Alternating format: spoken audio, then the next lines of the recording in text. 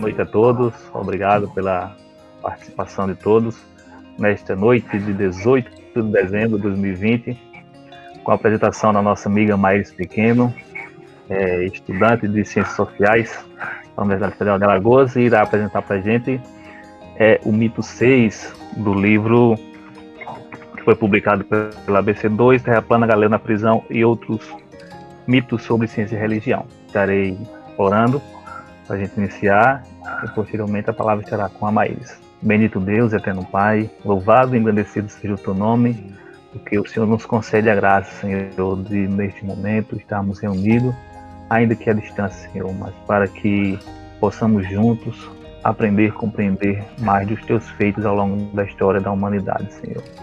Que nesta noite, ó Pai, a tua serva Maíris, Senhor, seja instrumento em tuas mãos, ó Pai, que nós estejamos atentos, ó Pai, de ouvidos abertos para compreender aquilo que nos tem para ensinar essa noite, ó Senhor.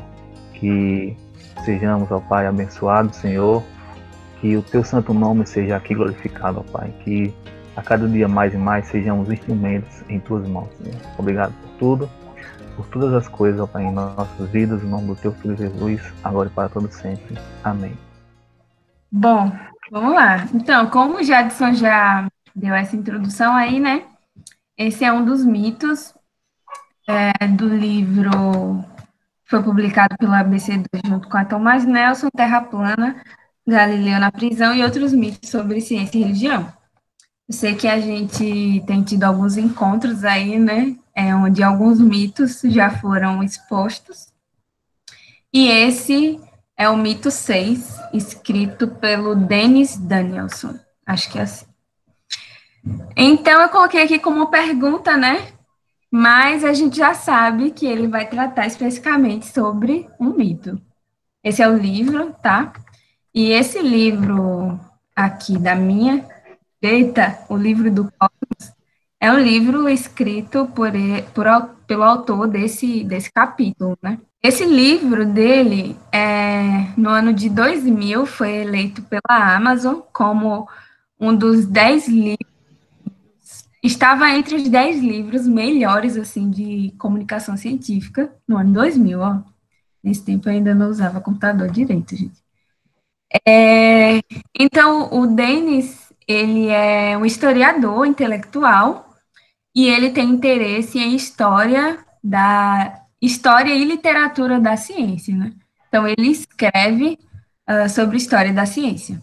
Falando sobre essa questão, assim, né, da motivação. Qual que é a motivação em escrever sobre esses mitos?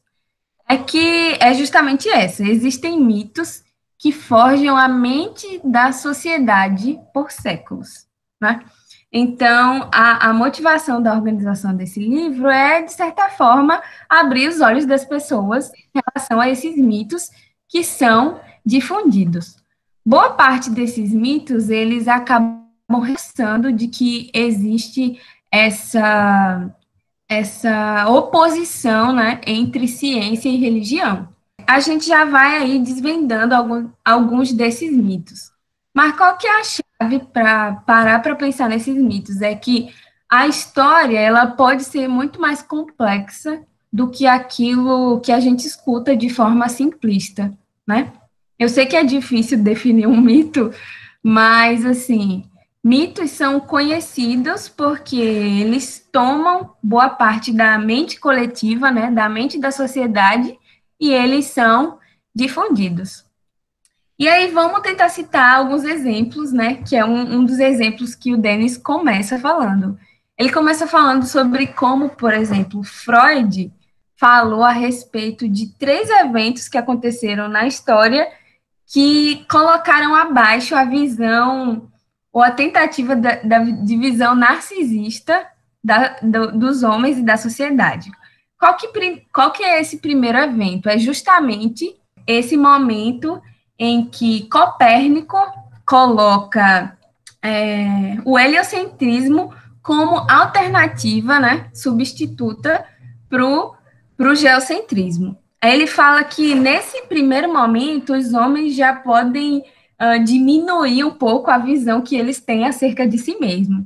O segundo momento seria o momento em que Darwin, né, publicou A Origem das Espécies e ele falou que o ser humano, os homens, são meros animais, né, traçando lá questões não sei se é filogenética, mas não, a questão da descendência, enfim. E aí os homens são meros animais.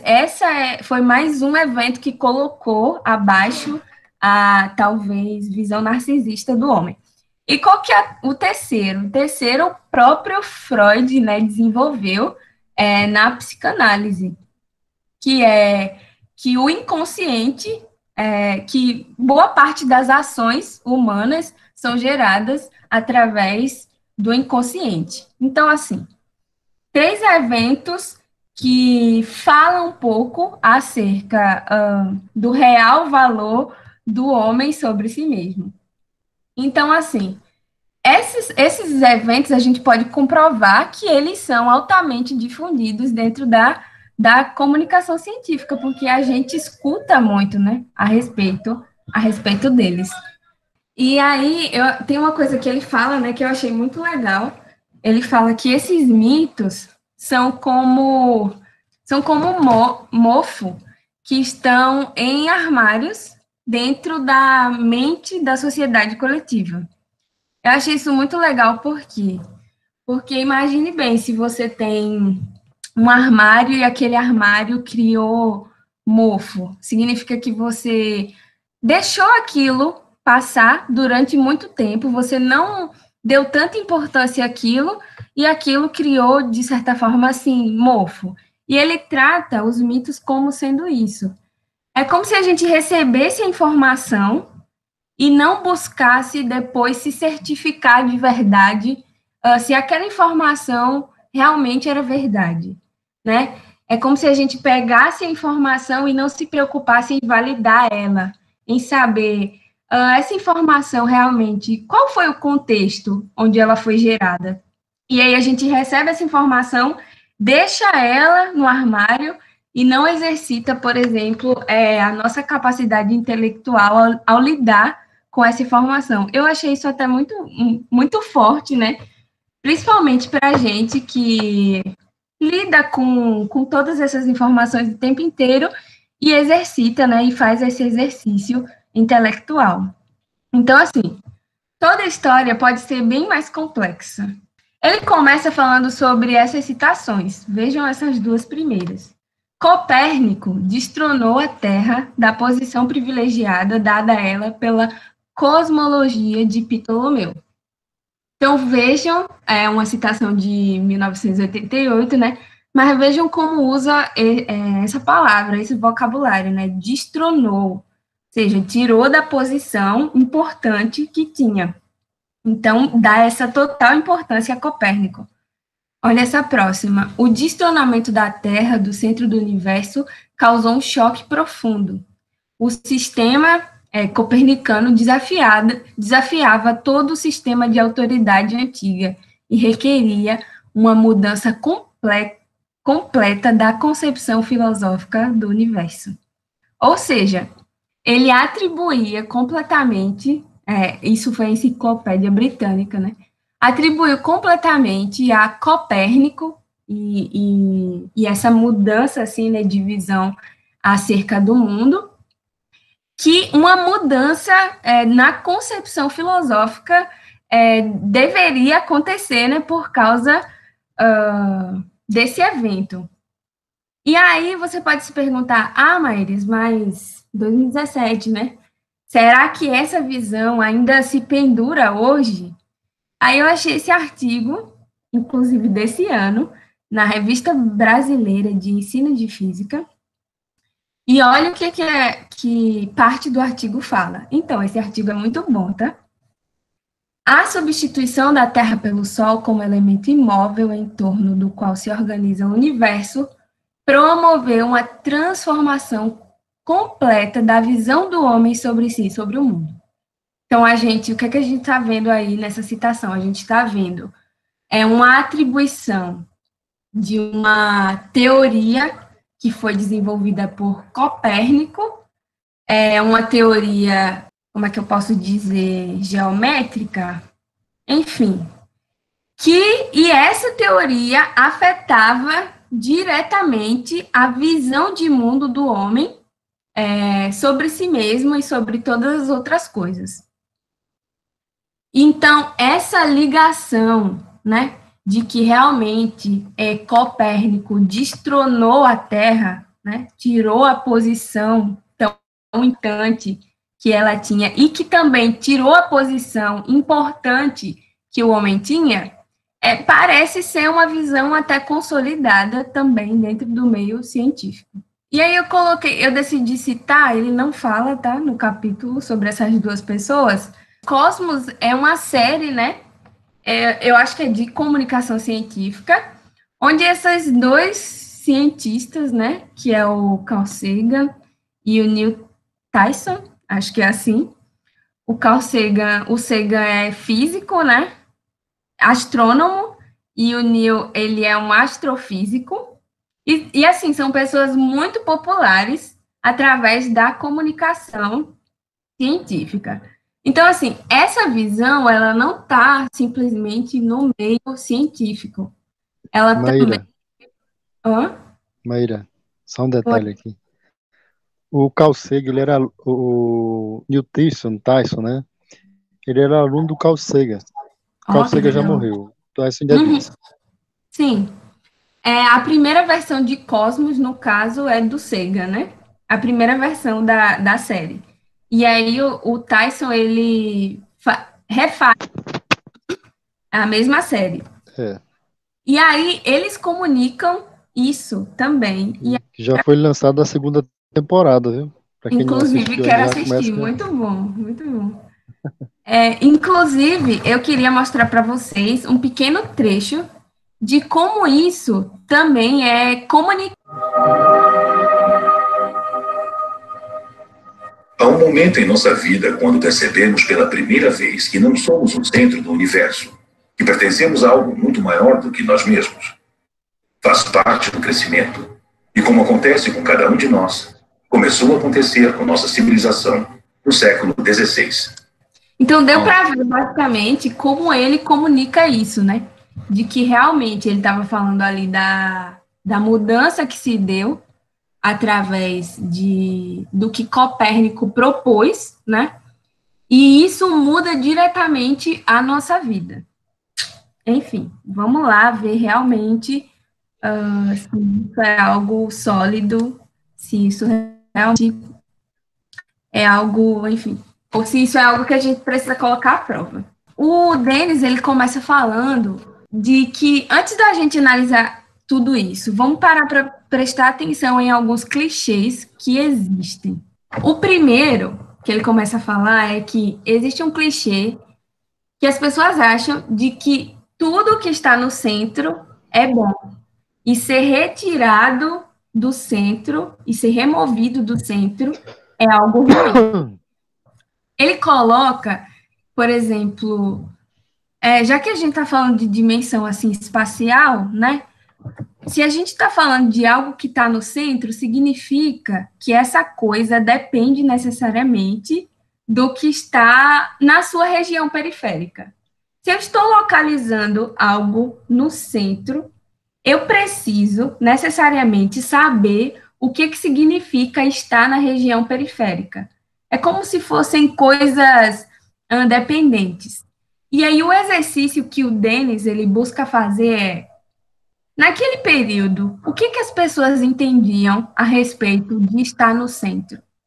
O que a filosofia, principalmente a filosofia natural, diria a respeito do que é estar no centro e do que é estar na periferia?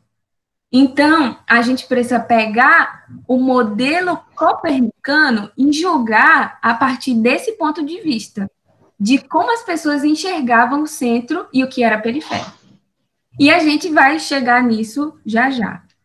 Outro clichê também comum, tornar o geocentrismo como um conceito equivalente ao antropocentrismo. E esse é um erro, digamos assim, que a gente está vendo aí, tanto na fala das pessoas, que a gente viu no início da apresentação, Meu Deus, eu dizendo que o Neil tá errado. Complicado.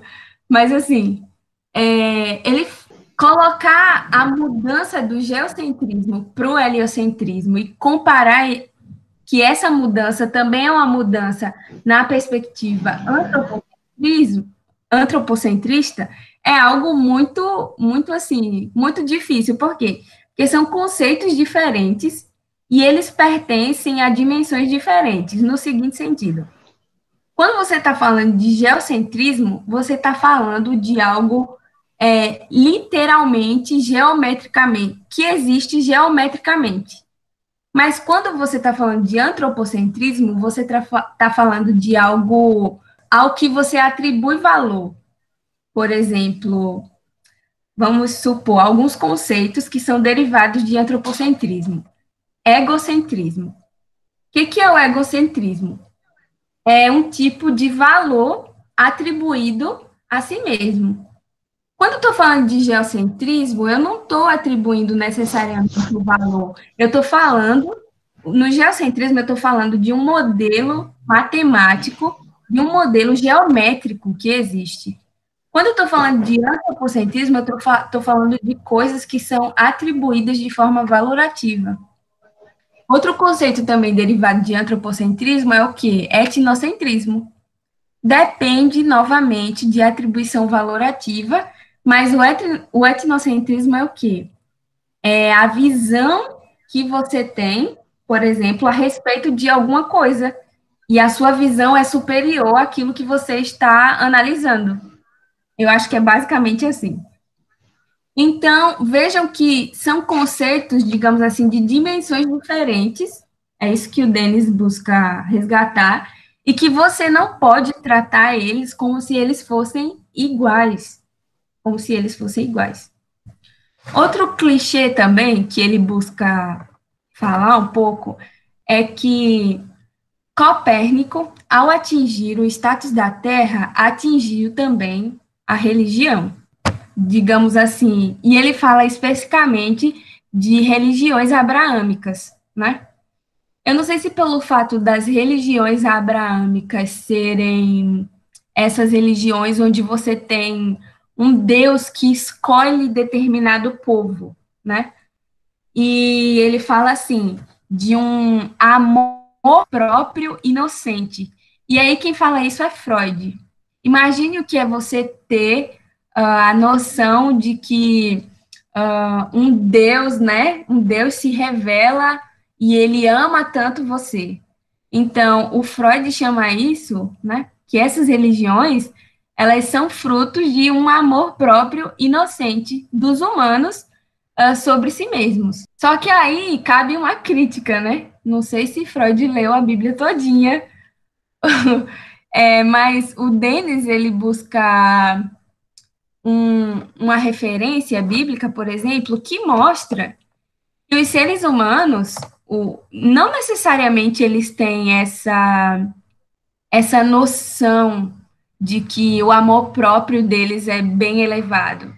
Mas quando a gente olha para as escrituras, o que diz as escrituras? Diz assim, Salmo, por exemplo, quando contemplo os teus céus, obra dos teus dedos, a lua e as estrelas que ali firmastes, pergunto, quem é o homem para que te importes? Então, o que a gente tem nas escrituras é um homem que olha para a sua incapacidade moral, que olha para a sua fraqueza, que olha para o quão pequeno ele é diante do universo e diante desse Criador. Então, assim, dizer necessariamente que a religião atribui esse amor próprio, principalmente religiões abraâmicas, é algo complicado, né? É algo complicado. E aí é partindo desses clichês, né, que agora ele começa realmente a desenvolver o argumento. Será mesmo que os seres humanos tinham esse senso de importância a partir do modelo ptolomaico, né, de mundo? E aí, olha o que ele fala. A posição central da Terra foi tomada como evidência não de sua importância, mas de sua vulgaridade. como é que a gente vai entender isso? O que dizia a visão, a tradição aristotélica? Aristóteles influenciou demais Ptolomeu, né? Quando Ptolomeu foi lá e desenhou o cosmos e desenhou o sistema solar. Então, assim, para a gente é muito natural, porque o primeiro contato que a gente teve, eu acho, com a noção do que é o sistema solar, já foi com o sistema heliocêntrico, mas naquele tempo não era assim, né? Durante basicamente 1.500 anos, as crenças, né, de que a Terra estava no centro do cosmos. E isso não era algo tão simples. Se a gente for olhar, por exemplo, alguma foto do sistema ptolomaico de mundo, a gente vai ver que é algo muito complexo. Que, assim, era muito difícil para eles descrever o movimento da Lua. Então, se você for ver, assim, o desenho, você vê que realmente era algo muito complexo. Então, a Terra, né, o fato da Terra estar no centro do cosmos, no centro do universo, era algo que era complexo. Por que a Terra estava no centro de todas as coisas? É que, assim, para Aristóteles, na tradição aristotélica, os 4 elementos, que é o quê? Água, terra, fogo e ar, são elementos mutáveis, né? Elementos mutáveis, pesados, perecíveis, então, por isso, eles estão no centro do cosmos. E aí, todas as orbes, digamos assim, você parar para ver, tem lá a Terra, tem as orbes, né? Que desenhada. Tudo que tivesse nas orbes, quanto mais próximo estivesse do céu, mais perfeito seria. Mais perfeito seria. Então, tudo que estivesse mais próximo da Terra, menos perfeito seria. Tanto que tem algo que é chamado de éter, né? O éter. O éter seria esse elemento perfeito que estaria circulando nessas orbes. E aí a gente começa a ver que, a partir dessa visão da tradição aristotélica, talvez o centro não era algo tão importante assim. O centro do universo, na verdade, era a coisa que menos valia no cosmos. Era a coisa que menos valia no cosmos. Porque os seres humanos, vendo que as coisas são perecíveis, que as coisas se acabam, digamos assim, que a natureza, né? Então, aquilo que é perfeito, não poderia estar no centro de todas as coisas. E aí, essa visão, ela se perpetuou durante muito tempo ao longo da história. A posição central da Terra não era algo importante, era algo vulgar. E aí, quando eu disse, poxa, quando eu vi isso, eu fiquei, caramba, que coisa, né? Que coisa. Então, veja só, algumas visões de alguns filósofos da época medieval a respeito do cosmos, só para a gente comprovar isso. Veja só, esse Moisés Maimônides, né?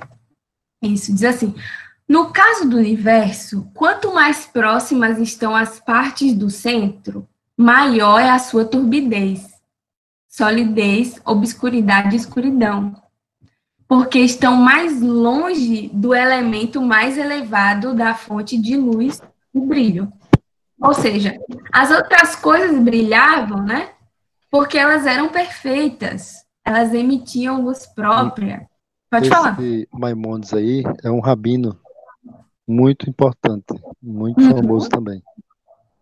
Isso aí. E aí, ele fala basicamente isso aí, que a Terra não poderia ser algo tão importante porque ela estava longe daquilo que era perfeito. A Terra, ela não emitia luz, ela não poderia emitir brilho, porque ela tem esses elementos pesados nela que não pode fazer com que elas com que ela seja classificada como algo importante. Tomás de Aquino, olha só, no universo, a Terra, em torno do qual todas as esferas circulam e que, como localização está no centro, é o material mais grosseiro, ignóbil, de todos os corpos. Ou seja, a visão tradicional era de que estar no centro não era algo bom, não era algo tão importante assim, como é, talvez, atribuído. E aí ele traz mais uma questão, né? Só para a gente saber como isso se pendurou na história, como essa visão, né? Já no século XIV, por que será que Dante descreve, né, essa questão aí do inferno, e ele, na obra dele, e ele coloca o ponto médio da Terra no centro de todo o universo, tipo assim, o pior lugar, digamos assim, do inferno é o centro da Terra, né? Então, é justamente por causa dessa perspectiva. E assim, não dá para trazer tudo aqui, né? Mas essas pessoas aqui, né, como acho que é Michel Montaigne. Michel de Montaigne, mas... Obrigada, show. Essas pessoas também tinham basicamente a mesma visão, também compartilhavam dessa mesma visão. E aí, vejam só essas citações. Copérnico colocou, beleza, e aí vem a visão agora heliocêntrica, né, de Copérnico. Copérnico coloca isso como uma proposição, não como uma imposição, tá? Então, ele está mostrando isso como uma alternativa, vocês podem acatar ou não. Como é que as pessoas reagem perante a esse novo modelo, né? Perante a novo modelo. Elas se sentem num porão cósmico. É tudo grande demais, é tudo imenso demais para a gente aceitar. E acho que, às vezes, tem até algumas reações principalmente na igreja, né, e na teologia, de que não era muito fácil, assim, não era muito fácil aceitar isso, não. Existem até registros, por exemplo, de que Lutero foi uma pessoa, né, que se opôs a isso, mas, assim, era natural, né, era natural que isso acontecesse. Então, as pessoas estão diante desse novo modelo e elas se sentem nesse porão cósmico. Vejam essa frase: Copérnico colocou o indestrutível Sol em um local sujeito à destruição. Então, o centro era sinônimo de destruição. Colocar o Sol no centro era algo muito complicado. Está tudo em pedaços, toda a coerência se foi. Esqueci de colocar os autores, né? O silêncio eterno desses espaços infinitos me amedronta. Essa frase é de Pascal. Então, como é que agora essas pessoas, né, a mente dos teólogos vai responder a tudo isso? E aí eu peguei essa citação desse cara, né, que foi um discípulo de Copérnico, e ele fala assim, ó: meu mestre está ciente que em questões humanas, o imperador não precisa por si correr toda a cidade para realizar a função imposta a ele por Deus. Como essa figura do imperador é muito associada, né, ao Sol, então ele está querendo dar a explicação de que, olha, o Sol não precisa estar circulando a Terra para fazer aquilo que ele precisa fazer. Mesmo parado, ele pode estar... Isso era uma tentativa de explicar, né?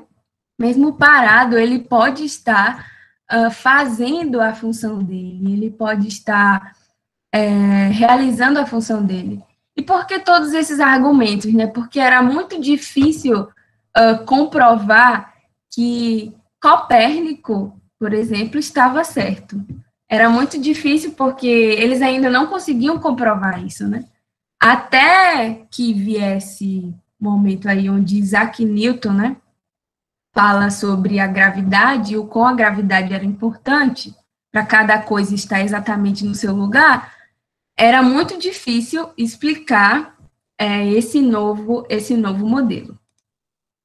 Então, aí, o Denis fala que é uma refutação simples, ele até coloca como uma refutação simples. A Terra era considerada como uma parte excremental e imunda de um mundo inferior. Então, ela não pode, o centro não pode necessariamente ser visto como algo tão importante assim. E aí, para as pessoas, né, para os principais copernicanos, o que acontece? Duas citações aí de pessoas que aderiram, né, a Copérnico e, por sinal, continuaram o seu trabalho, continuaram suas observações. Galileu Galilei, por exemplo, o que ele fala? A Terra tem movimento, supera a Lua em brilho e não é o poço onde a sujeira e as coisas efêmeras do universo se depositam. Para as pessoas aceitarem isso, era algo muito difícil. Ele estava contradizendo toda a tradição que as pessoas tinham na mente delas. Então, o que o Kepler também falou? Ele, o homem, não poderia permanecer em seu descanso no centro, mas deve fazer uma jornada anual em seu barco, que é a nossa Terra, para realizar suas observações. Vejam como Kepler agora coloca o homem, né, nessa posição de pessoa que precisa contemplar, de pessoa que pode ficar extasiado, né, ao contemplar todas as outras coisas, já que não estava mais no centro. E assim, existiam sim cristãos, esse é um puritano, um teólogo puritano, acho que mesmo recebendo essa visão, conseguia glorificar a Deus. Então, assim, a igreja não era oposta ao que Copérnico estava falando, ao que Copérnico estava propondo. A igreja não era uma oposição, eles tudo bem, aceitaram.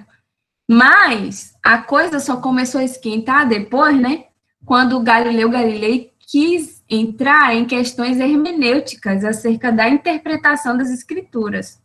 Mas, até o momento da igreja, assim, ouvindo falar, ninguém tinha, por exemplo, proibido Copérnico de seus estudos.